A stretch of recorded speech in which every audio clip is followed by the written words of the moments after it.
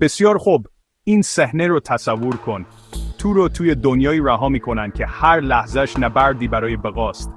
زمین میلرزه، سایه ها کمین کردن و تو فقط یه شمشیر زنگ زده و یه امید سرسخت داری. این جوریه که هر بازی حماسی شروع میشه. درسته. اولین بارم رو یادمه. قلبم داشت تنت میزد. کف دستام عرق کرده بود. هر قدم یه شانس دیگه برای بردن یا از دست دادن همه چیز. اما راز اینجاست.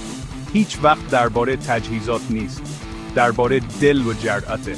تو از میان خراب‌ها میدوی، از تله‌ها جا خالی میدی و هیولاهایی رو که 2 برابر تو هستن گول میزنی.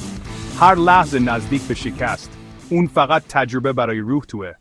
و وقتی بالاخره با غول آخر روبرو میشی، بزرگ، زر پوش، نفسش آتیشه، 2 تا انتخاب داری. خشک شدن از ترس یا حمله کردن. من همیشه حمله میکنم. شمشیر زدن، دفاع کردن، غلطیدن تا آخرین جون و بعد پیروزی. اون هیجان. هیچ چیز دیگه ای شبیه اون نیست. اما جادوی واقعی فقط برنده شدن در بازی نیست. دوستایی که پیدا میکنی، داستانهایی که تعریف میکنی و اون لحظه های دیوانوار. آیا این واقعا اتفاق افتاد؟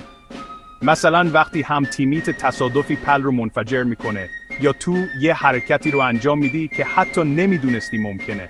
این چیزیه که بازی رو حماسی میکنه. پس دفعه بعد که بازی رو روشن میکنی، یادت باشه هر قهرمانی اولش یه تازه کار بوده. شکست ها رو بپذیر، دنبال بردها باش و همیشه جوری بازی کن که انگار آخرین جونته. چون در دنیای بازی تو افسانه رو مینویسی. آماده‌ای بپری تو بازی؟ بیا این بازی رو به داستان حماسی خودمون تبدیل کنیم.